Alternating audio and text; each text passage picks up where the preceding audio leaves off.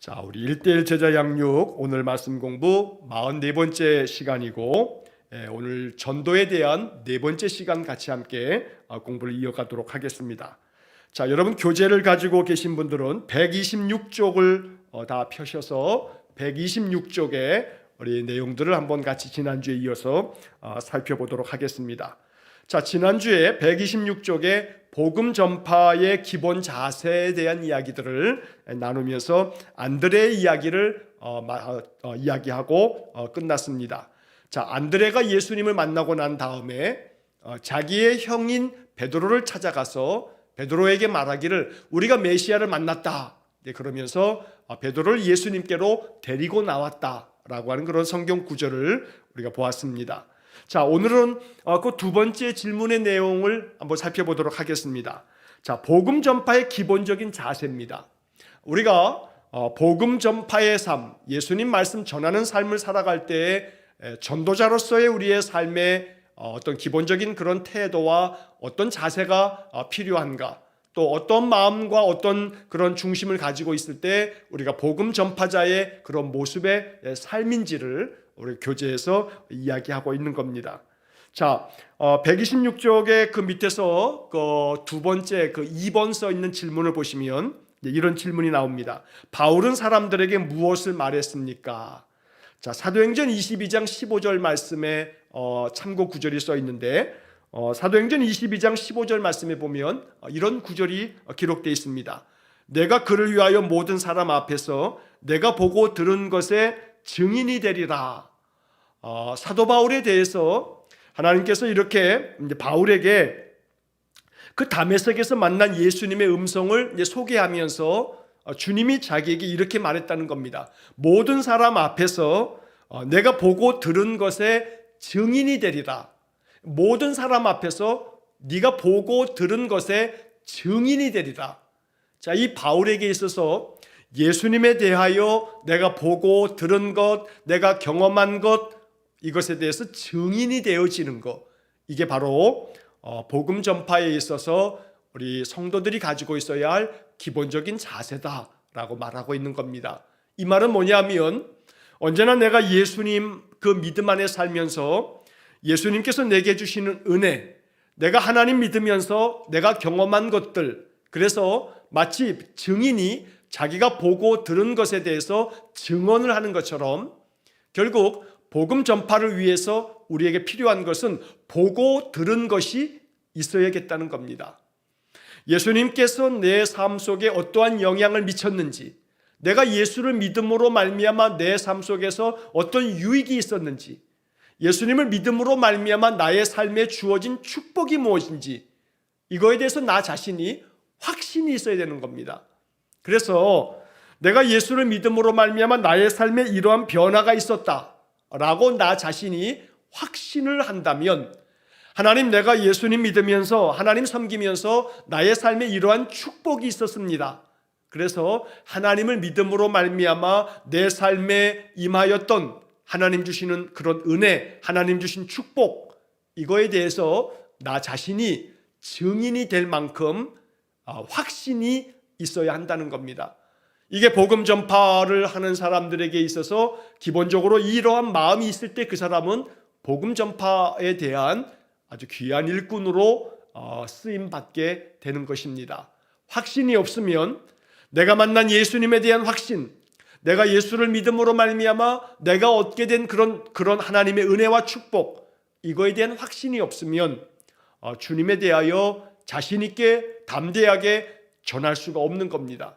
마음에 무엇보다 중요한 것은 내가 주님의 은혜를 보고 듣고 경험하고 체험하고, 그래서 나의 삶에서 하나님이 나에게 어떤 은혜를 주셨는지에 대한 분명한 증인으로서의 확신을 갖는 것, 이것이 우리 성도들에게 있어야 하는 겁니다. 그래서 우리가 이 바울이 예수 그리스도의 복음에 대한 증인이 되어졌을 때 그는 담대하게 순교까지 할 만큼 예수 그리스도에 대해서 자신이 체험한 그 영적인 삶에 대한 확신이 있었기 때문에 그는 평생 동안에 전도자의 삶을 살아갈 수 있었던 것입니다. 그래서 이러한 내용들을 우리가 다루면서 마음속에 이러한 기도를 하나님 앞에 드릴 수 있기를 원합니다. 하나님, 내가 하나님의 은혜를 더 깊이 체험하고 예수님께서 내게 베푸신 그 사랑과 그 주님의 그 인도하심으로 내가 얻은 놀라운 영적인 축복들에 대해서 내 스스로가 확신할 수 있게 해주십시오. 확신을 해야 이것을 사람들에게 전할 수 있는 용기가 생기는 겁니다. 자, 지난주에도 말씀드린 것처럼 어떤 식당을 갔는데 식당이 너무나 맛있는 겁니다. 그 식당에서 내가 맛보았던 그 맛에 대한 확신을 갖게 되면 그러면 사람들을 그 식당에 데려갑니다. 그 식당을 소개합니다. 그 식당에 가서 같이 음식을 먹습니다. 왜냐하면 내가 그 음식에 대한 확신이 있기 때문입니다. 만약에 음식을 먹었는데도 불구하고 그 음식이 내 입맛에도 별로 맞지 않는다 그러면 그 식당에 사람들 같이 데려가지 않을 겁니다. 아마 소개하지도 않을 겁니다. 그러나 그 식당의 음식 맛이 나에게 정말로 확신이 되어진다면 아마 사람들까지 데리고 가면서까지 그 식당을 또 찾아갈 겁니다. 자, 우리의 믿음이라고 하는 것이 예수님에 대한 믿음이 맛있는 내가 늘 찾아가는 식당만도 못한다면 내가 예수님에 대한 확신이 어떤 식당의 그 맛에 대한 확신보다 덜하다면 아마 주님은 참 안타깝게 슬퍼하실 겁니다. 내가 너에게 베푸는 은혜가 네가 이렇게 소문내고 사람들까지 데려가는 그 식당만도 못하다냐라고 아마 주님은 우리에게 이렇게 아마 아픈 마음으로 물으실지도 모르겠습니다.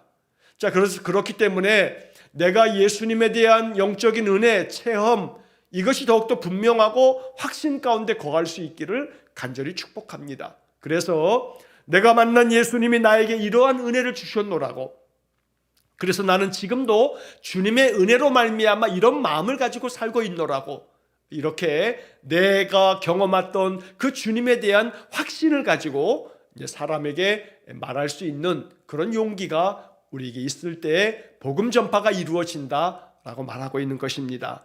그래서 내 마음속에 주님께서 내게 베풀어 주신 은혜에 대한 확신을 가질 수 있도록 우리가 기도할 수 있어야겠습니다. 자, 그 다음에 세 번째 마지막 밑에 질문해 보시게 되면 바울은 무엇을 부끄러워하지 않는다고 말했습니까? 로마서 1장 16절.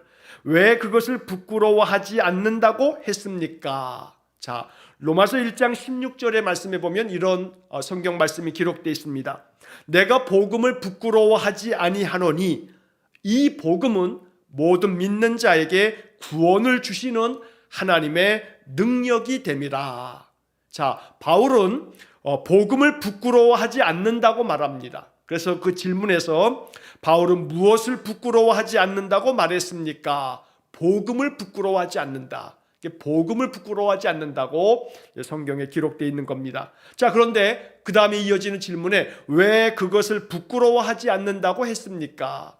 왜냐하면 이 복음에는 바로 하나님의 능력이 담겨져 있기 때문에, 또 어떤 능력이냐면 우리에게 구원을 주시는, 우리를 건져내 주시는 복음의 능력이 바로 복음 안에 있기 때문에, 그 구원의 능력이, 하나님의 능력이 바로 이 복음 안에 담겨져 있기 때문에 복음에 대해서 내가 부끄럽게 여기지 않는다라고 바울이 아주 담대하게 말하였던 겁니다. 자, 그래서 우리는 이 로마서 1장 16절의 말씀을 마음 깊이 믿음 가운데서 받아들일 수 있어야 합니다. 마음에 이렇게 기도해야 합니다. 하나님, 복음에 대해서 부끄러워하지 않는 믿음을 나에게 주십시오. 자, 복음에 대해서 부끄러워하지 않으려면 복음의 능력을 경험할 수 있어야 하는 겁니다. 다시 말하면 성경은 복음을 담고 있는 책입니다. 성경의 말씀을 통해서 내 마음 가운데 하나님의 구원의 은혜를 경험하고 이러한 구원의 경험이 우리의 마음속에 확신이 되어진다면 복음에 대해서 부끄러워하지 않는 그러한 담대한 사람이 되어진다는 겁니다. 자, 이 말을 좀 더 풀어서 이야기하자면 이 복음이라고 하는 것은 우리에게 구원을 주시는 건데, 이 구원이라고 하는 것은 단순히 우리가 세상에서 육신의 삶이 끝나고 우리가 죽음을 맞이하게 되면 우리의 영혼이 천국에 간다라고 하는 것만 구원이 아니고, 구원은 내가 지금 살고 있는 오늘 하루, 또 내일 또 맞이하게 될 또 새날을 살아가는 또 내일 하루.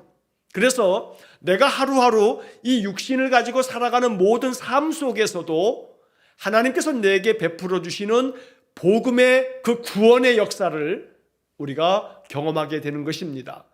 그래서 하루하루 내가 예배하며 또 하나님께 기도하며 하나님 약속의 말씀을 내 마음속에 붙들고 살아갈 때 내 마음에 평안함이 찾아오고 내 마음 가운데 하나님 주시는 지혜가 마음속에 떠오르고 어떤 일을 하든지 내 마음속에 하나님 나와 함께 계시다는 담대한 믿음 때문에 어떤 것에 대해서도 두려워하지 아니하고 무엇보다도 영적으로 나의 심령이 하나님께서 내게 주시는 약속의 말씀, 이게 복음인데 이 약속의 말씀을 믿음으로 말미암아 나에게 주어진 모든 삶에 대해서 감사할 수 있는 그러한 삶을 살아가게 된다는 겁니다.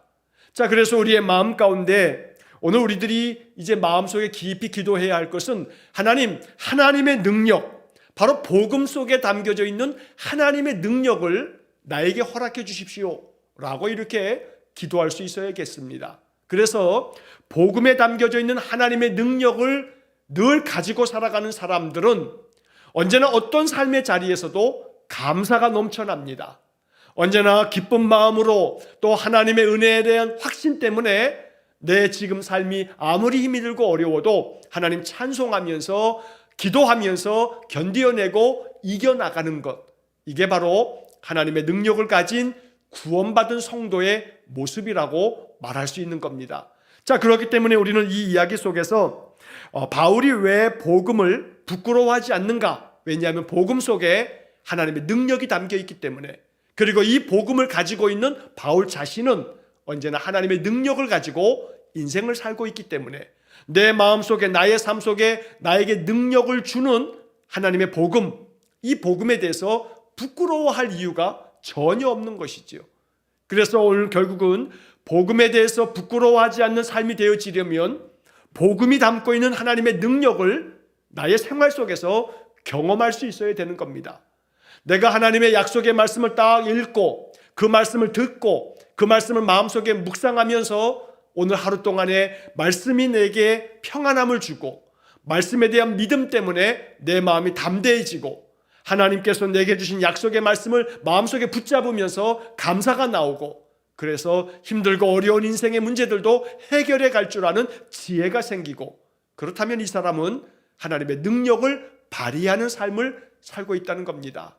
그래서 우리의 인생의 삶 속에 하나님의 능력 가지고 살아가는 그런 삶이 될 수 있기를 간절히 축원합니다. 하나님의 능력을 가지고 살아가는 사람이 복음의 사람이고 그리스도의 사람이라고 말할 수 있는 겁니다. 그래서 오늘 이 로마서 1장 16절의 말씀이 우리의 마음속에 정말로 귀한 말씀이 돼서 내가 하나님께서 주시는 약속의 말씀에 대해서 부끄러워하지 아니하고 이 복음 속에 담겨져 있는 구원을 가능케 하는, 나의 삶을 건져내시며 나의 삶을 능력 있게 만드시는 하나님의 그 능력이 내 삶 속에 충만하게 채워지도록 도와주십시오.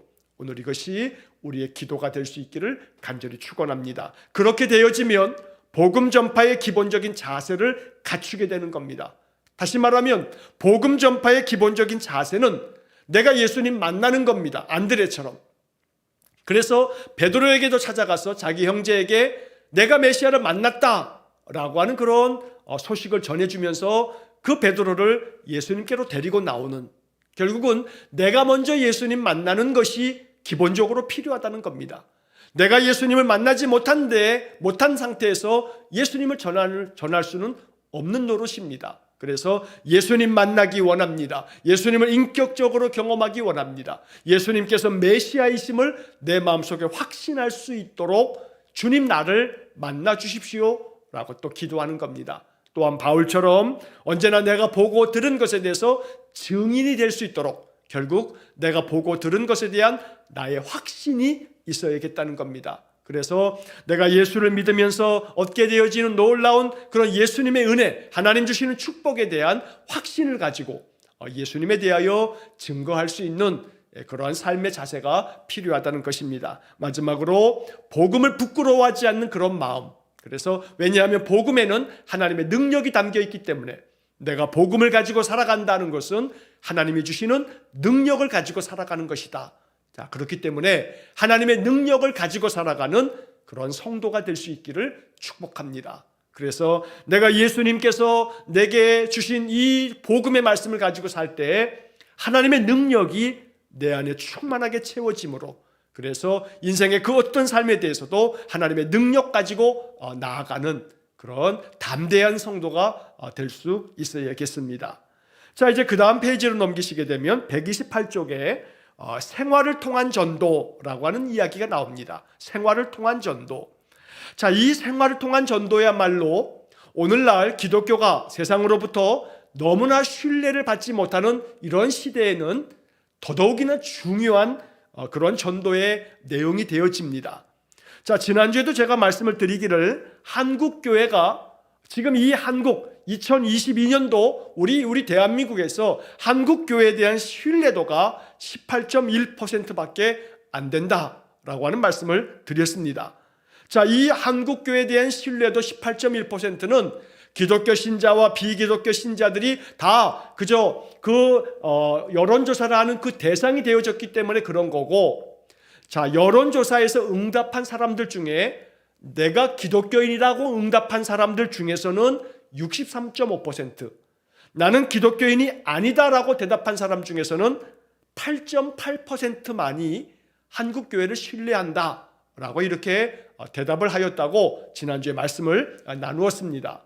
자, 그렇다면 교회를 다니는 사람들도 내가 예수를 믿고 있지만 한국교회에 대해서 10명 중에 6명만 신뢰를 하고 있다는 얘기인데, 결국은 예수 믿는 사람들조차도 10명 중에 4명 정도는 한국교회를 신뢰하지 않는다. 내가 교회를 다니고 있으면서도. 자, 그만큼 한국교회의 모습이라고 하는 것은 어떤 점에서 교인들의 모습이라고 말할 수 있는데, 과연 우리 교인들의 삶이 어떠한가? 결국은 전도에 있어서 대단히 중요한 것은 교인들의 삶이 어떠하냐? 이게 굉장히 중요한 요소가 된다는 이야기입니다. 자, 그렇기 때문에 오늘 우리 교제에서 생활을 통한 전도, 이제 이 부분은 우리가 마음 가운데 깊이 반성하면서 아주 마음속에 깊은 나의 신앙과 삶에 대해서 성찰하면서 생각해 보아야 할 그런 말씀들이 되는 겁니다.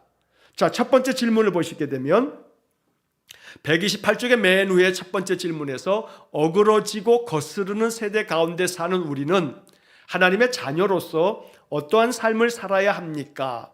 빌립보서 2장 15절 말씀이 참고 구절로 나옵니다. 자, 여기 질문 가운데 어그러지고 거스르는 세대라고 하는 표현이 나옵니다. 자, 빌립보서 2장 15절 말씀에 그런 말씀이 나오는데, 자, 빌립보서 2장 15절 말씀을 보면 이는 너희가 흠이 없고 순전하여 어그러지고 거스르는 세대 가운데서 하나님의 흠 없는 자녀로 세상에서 그들 가운데 빛들로 나타내며. 자, 여기 말씀해 보면 어그러지고 거스르는 세대 가운데서 성도들이 하나님의 흠 없는 자녀가 되어야 한다고 말씀하고 있는 겁니다. 자, 여기 개역개정 성경에 어그러지고 거스르는 세대라고 하는 이 표현을 세번역 성경은 이렇게 말하고 있습니다. 구부러지고 뒤틀린 세대 가운데서. 이 세상이 구부러지고 뒤틀려 있다는 겁니다. 쉬운 성경의 번역을 보면 뒤틀리고 타락한 세대 가운데서 이렇게 번역이 됩니다. 오늘날 세상이 뒤틀려 있습니다. 사람들의 마음이 뒤틀려 있습니다. 바른 것을 보아도 바른 것을 삐딱하게 생각합니다. 그래서 선한 것을 보면서도 그 선한 것을 오히려 악하게 그렇게 해석하고 생각하는 그런 세상입니다. 선한 마음을 악하게 대응하는 그런 세상이 돼버렸습니다.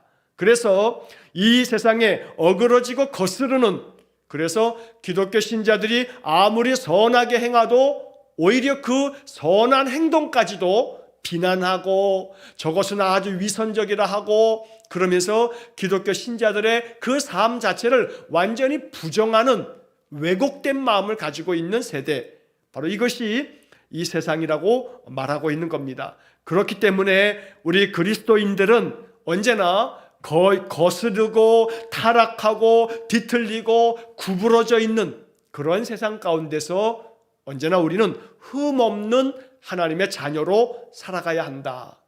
자, 이 이야기를 가장 잘 보여주고 있는 그러한 사람이 성경에서 다니엘입니다. 다니엘.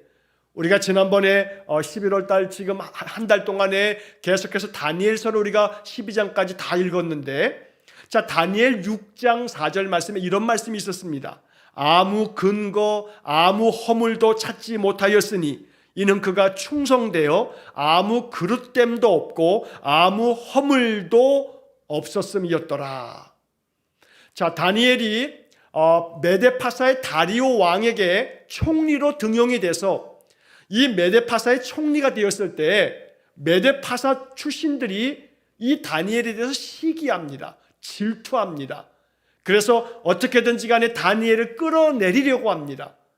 뭐든지 다니엘이 잘못하는 것만 있으면 트집을 잡아가지고 다니엘을 그냥 완전히 짓밟으려고 호시탐탐 기회를 노리는 겁니다.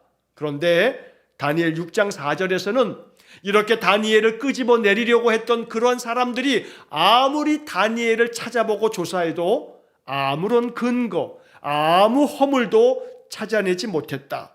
그래서 다니엘이 얼마나 충성되었던지 그에게서 그릇됨이 없다, 잘못된 것이 없다는 겁니다. 아무 허물도 없었다라고 이렇게 말합니다. 그래서 아무리 트집을 잡으려고 해도 트집 잡을 건더기가 없다면 그러면 사람들은 그리스도인들을 흠을 잡지 못할 겁니다. 우리 자신이 언제나 정직하고 언제나 충성되며 언제나 그 신실한 마음으로 사람들을 대하고 내게 맡겨진 직임을 다 감당한다면 세상 사람들이 우리 그리스도인들로 인하여서 우리 그리스도인들을 아무런 근거, 아무런 허물이 없기 때문에 우리를 탓할 수가 없고 비난할 수가 없다는 겁니다. 한마디로 말하면 그리스도인들이 비난받을 일을 하지 않으면 그럼 된다는 겁니다. 교회가 세상으로부터 비난받을 짓을 하지 않는다면, 그래서 예수 믿는 사람들이 세상 사람들 속에서 정말로 칭찬받을 만한 그런 삶을 산다면, 그러면 이 땅에서 우리 성도들의 그런 삶 자체가 생활을 통한 전도가 된다라고 말하는 겁니다. 어찌 보면 생활로 말미암아 전도가 가로막힐 때가 너무나 많은 겁니다. 제가 지난 시간에도 계속 여러 차례 말씀드린 것처럼 저 사람 같으면 나도 예수 믿겠다, 저 사람 같으면 나도 교회를 좀 나가고 싶은데 하는 그런 마음이 든다면 그 사람은 자기의 생활을 통해서 전도하고 있는 겁니다. 그런데 저 사람 때문에 나는 교회 다니고 싶은 마음이 싹 사라졌어. 아이고, 저 사람 같으면 교회 다니는 거 그거 아이고 절대 다니면 안 돼 라고 하는 그런 사람들의 그런 말들이 있다면 이 사람은 자기의 생활로 말미암아 전도를 방해하는 회방꾼이 되는 것이고 전도를 가로막는 그런 사람이 된다는 것입니다. 그래서 나의 생활 자체가 전도의 도구가 될 수 있도록 하는 것, 이것이 신뢰도가 너무나 낮은 오늘 우리 사회에서 우리 성도들이 감당해야 할 대단히 중요한 전도의 그런 내용이 되는 것입니다. 그래서 요즘에는 옛날처럼 전도지 가지고 나가서 길거리에서 전도지 나누어 주면서 예수 믿으시라고 이렇게 해서 전도가 되어지는 그런 시대가 아닙니다. 예수 믿지 않는 사람들이 이 교회와 신자들에 대해서 매우 부정적인 시각을 가지고 있기 때문에 전도지 한 장 나누어 준다고 해서 그 사람들이 교회로 나오는 그런 시대가 이제 지나가 버렸다는 겁니다. 오직 이제는 전도에 있어서 대단히 중요한 요소가 뭐냐면 먼저 예수 믿는 사람들이 생활을 통해서 그들의 아무런 흠도 없고 또한 허물도 없고 아무런 잘못 그릇됨도 없는 그러한 삶의 모습을 보여주었을 때 그 사람들의 그 그리스도인들의 아주 성실하고 진실되고 따뜻한 그러한 삶의 모습을 통해서 주변 사람들이 예수 믿고 싶은 마음, 교회 다니는 사람들에 대한 긍정적인 마음, 그러면서 그들의 마음속에 조금씩 마음의 문이 열려지게 된다는 겁니다. 그러니까 가장 중요한 전도의 도구는 어떠한 전도 도구가 아니고 나의 삶이 전도의 도구다. 나의 생활 태도가, 내가 사람들을 만나는 나의 삶의 자세가, 내가 사람들을 대할 때마다 내가 하고 있는 나의 말투가, 내가 세상 사람들로부터 받는 평가가 전도의 도구가 되는 겁니다. 사람들이 앞에서는 그러지 않지만 뒤에 가서는 사람에 대해서, 어떤 사람에 대해서 막 흉을 보고 그 사람에 대해서 아주 부정적인 얘기만 가득한다면 이 사람은 전도의 도구가 아니라 전도의 회방꾼이 되는 겁니다. 그러니까 내가 예수 믿는다라고 하는 것을 사람들이 알고 있고, 내가 어느 교회를 다닌다, 교회 다니는 사람이다 라고 하는 것을 사람들이 알고 있다면 나의 삶 자체가 전도지가 되는 겁니다. 나의 생활 자체가 전도의 도구가 된다는 겁니다. 이거 정말로 잊지 말아야 합니다. 아주 중요한 이야기입니다. 그래서 내 주변에 나를 아는 사람들이 나의 생활 태도, 나의 마음 씀씀이, 내가 사람들을 대하는 나의 마음의 그 어떤 온도, 그래서 이 사람은 정말로 마음이 참 선하고 정말로 진실하고 따뜻한 마음을 가진 사람이다. 이 사람의 말과 행실을 보면 정말로 예수 믿는 사람이 참 좋은 사람이구나 라고 하는 것을 느낄 수 있다면, 거기서부터 사람들의 마음이 점점 조금씩 예수님에 대하여 마음의 문이 열린다는 겁니다. 그렇기 때문에 오늘 나의 생활이 전도의 도구가 될 수 있도록 언제나 어디에서나 사람들에게 그릇되고 잘못되었다고 비난받지 않을 뿐만 아니라 더 적극적으로는 더 부지런하고 충성되고 진실되고 사람들에게 말과 행실에 있어서도 아주 본보기가 되고 존경받을 만한 그런 삶의 모습을 나타내 보일 때 우리의 생활 자체가 전도의 도구가 되므로 하나님께서 영광을 받으실 것이다. 그래서 생활을 통한 전도라고 하는 것이 대단히 중요한 그런 내용이 된다는 것을 잊지 말아야겠습니다. 자, 그 다음에 그 밑에 이제 2번에 질문해 보시게 되면 마태복음 5장 16절에서 사람들은 무엇을 보고 그리스도인의 빛된 삶을 발견합니까? 자, 마태복음 5장 16절 말씀해 보면 이런 말씀이 나옵니다. 이같이 너희 빛이 사람 앞에 비치게 하여 그들로 너희 착한 행실을 보고 하늘에 계신 너희 아버지께 영광을 돌리게 하라. 자, 여기서 사람들은 무엇을 보고 그리스도인의 빛된 삶을 발견하느냐? 바로 이 질문에 대한 대답은 우리 그리스도인들의 착한 행실을 보고, 세상 사람들은, 예수 믿는 사람들이 착한 행실을 가지고 있을 때 그 사람들에 담겨져 있는 그 빛을 보게 된다는 겁니다.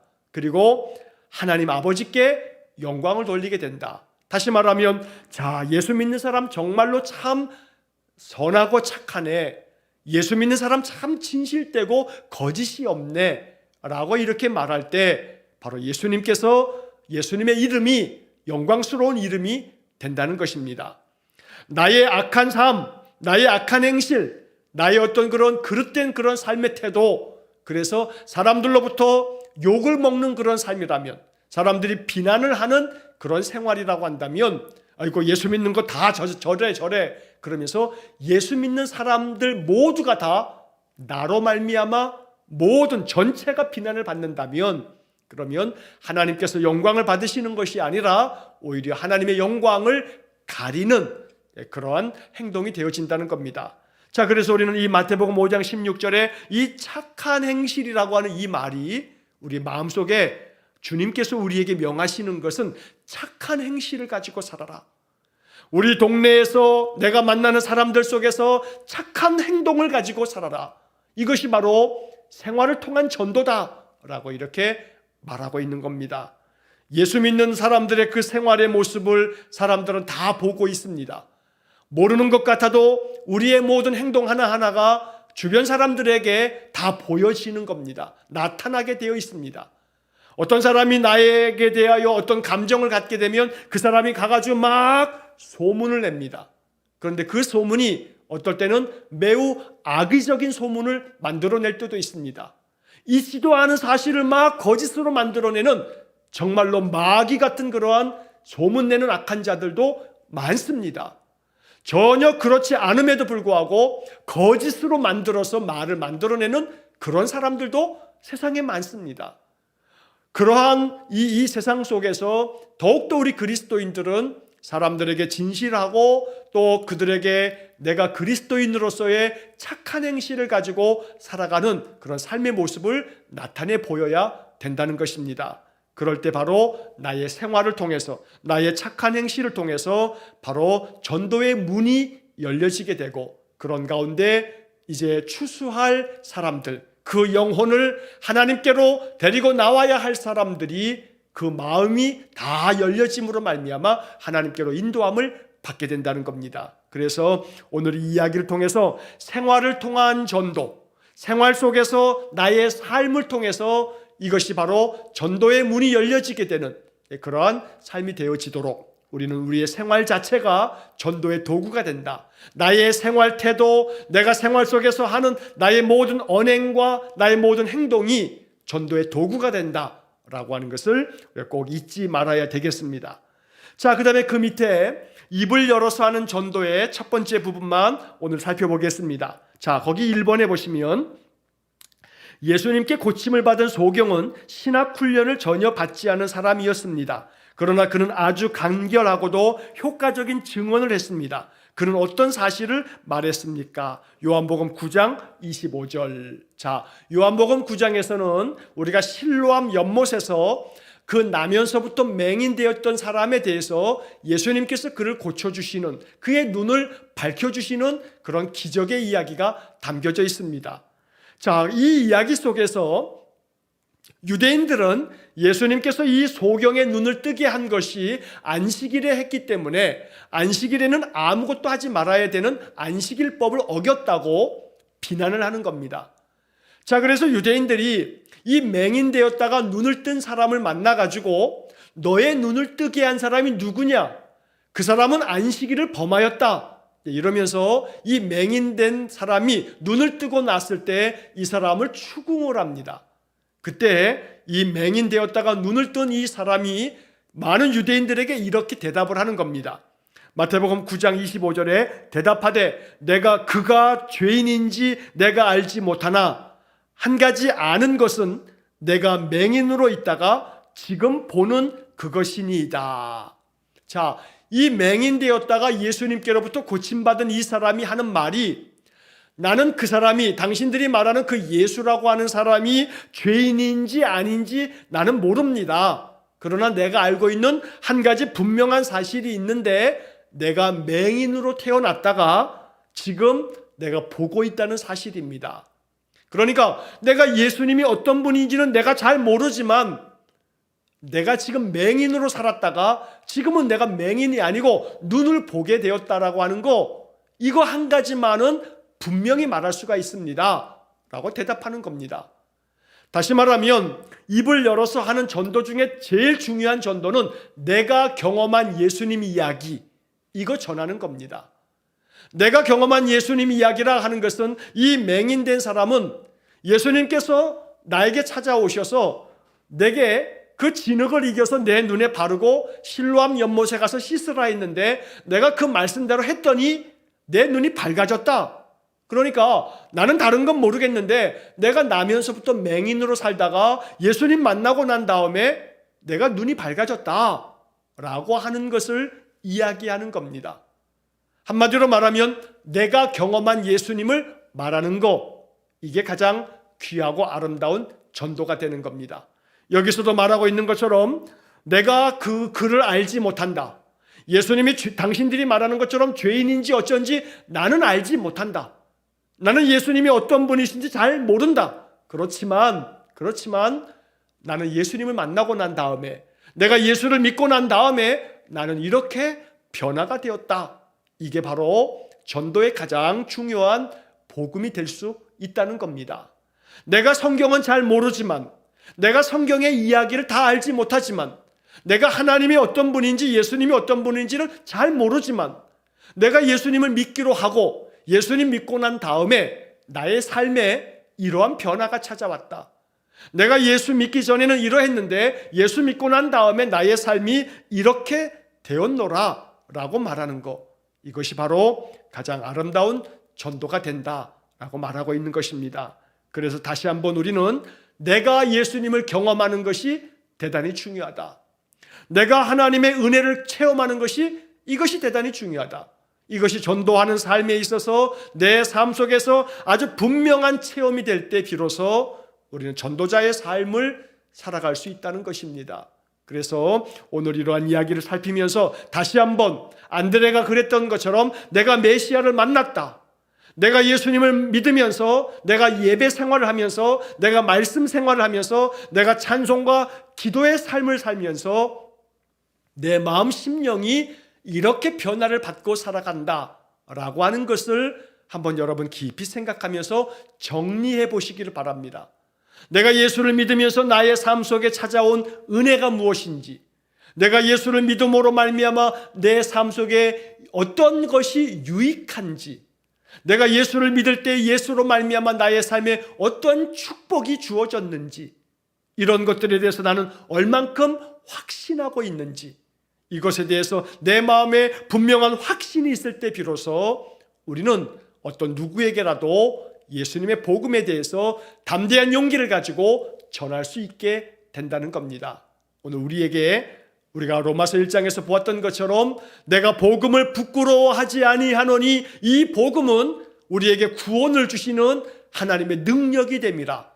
오직 우리가 복음 안에 살고 복음을 가지고 사는 그런 믿음의 성도가 되어서 복음 속에 담겨져 있는 하나님의 능력을 우리의 생활 속에서 날마다 체험하고 바로 그 체험을 통해서 나의 삶이 변화되어지고 그래서 나의 삶 자체가 나의 생활의 태도와 나의 생활의 방식과 내가 생활 속에서 보여주고 있는 그런 모든 모습들이 전도의 도구가 될 수 있는 그런 복된 삶이 되시기를, 그래서 나를 통해서 한 영혼이라도 하나님께로 인도함을 받는, 나를 통해서 한 사람이라도 예수님께로 나아갈 수 있는 그런 전도자의 삶을 살아갈 수 있기를 주의 이름으로 간절히 축원합니다. 기도하겠습니다.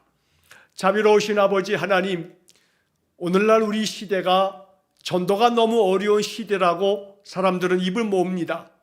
기독교에 대한 신뢰도가 땅에 떨어지고 세상 사람들은 개신교를 신뢰치도 않을 뿐만 아니라 비난이 가득 찬 세상 속에서 우리가 살아갑니다.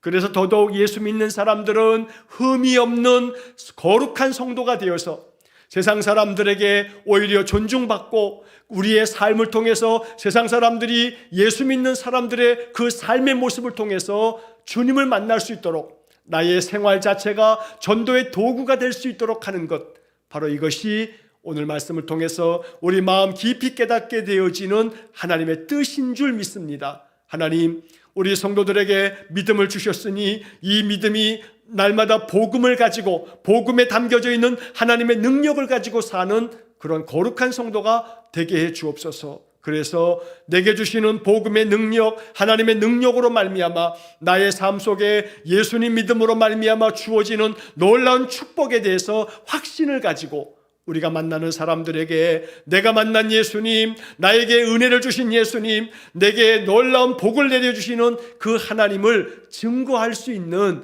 전도자의 사명 감당케 주옵소서. 우리 모든 성도들의 삶이 하나님 앞에 언제나 전도자의 사명을 가지고 그 사명 감당하는 거룩한 성도가 되기를 원하오니 우리를 그렇게 사용하여 주옵소서. 예수님 이름으로 기도하옵나이다. 아멘. 우리 구주 예수 그리스도의 은혜와 하나님 아버지의 극진하신 사랑과 성령의 교통하심이 나의 삶이 전도의 도구가 될 수 있도록 언제나 하나님의 거룩한 백성으로서의 진실함과 충성됨과 또한 그 삶의 성실한 아름다운 모습이 우리 주변 사람들에게 아름다운 영광의 빛이 되어지기를 간절히 소망하며 기도하는 머리 숙인 귀한 성도들 위해 영원토록 함께 하시길 축원하옵나이다.